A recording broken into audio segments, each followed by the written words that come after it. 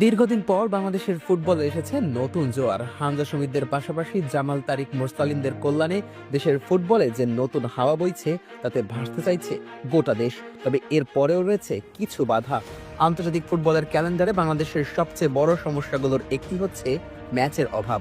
বিশ্বকাপ বা Asian cup বাছাইয়ের বাইরে লাল সবুজের জার্সিধারীদের দীর্ঘ সময় বসে থাকতে হয় কার্যত নিষ্ক্রিয় অবস্থাতেই। মাঝে মধ্যে দুই একটি প্রীতি ম্যাচ আয়োজন হলেও তাদের প্রতিপক্ষ মান আর প্রস্তুতি কোনোটাই ধারাবাহিক হয়ে ওঠে না। তবে সেই শূন্যতাই এবার ভরাট হতে যাচ্ছে নতুন এক কাঠামোয়। ইউরোপে সফলভাবে পরীক্ষিত নেশনস লিগ মডেল অনুসরণ করে এশিয়ান ফুটবল কনফেডারেশন খুব শিগগিরই চালু করতে যাচ্ছে এশিয়া অঞ্চলের নেশনস লিগ।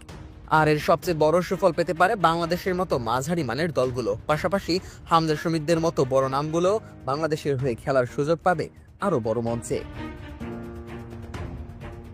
2018 সালে নেশনস লিগ চালু করার সময় ইউএফার মূল লক্ষ্য ছিল আন্তর্জাতিক বিরতিকে অর্থবহ করা। বছরের পর বছর ধরে যে বিরতিতে জাতীয় দলগুলো খেলতো উদ্দেশ্যহীন প্রীতি ম্যাচ, সেগুলোর বদলে যেন প্রতিদ্বন্দ্বিতামূলক ফুটবল দেখা যায়। ইউরোপে সেই ধারণা শুধু সফল হয়নি, বরং আন্তর্জাতিক ফুটবলের চেহারাও পাল্টে দিয়েছে। ছোট দলগুলো পেয়েছে বড় মঞ্চে নিজেদের প্রমাণের সুযোগ, আর বড় দলগুলো পেয়েছে নিয়মিত মানসম্পন্ন ম্যাচ। সেই সাফল্যেই এবার এশিয়ায় প্রয়োগ করতে যাচ্ছে এএফসি।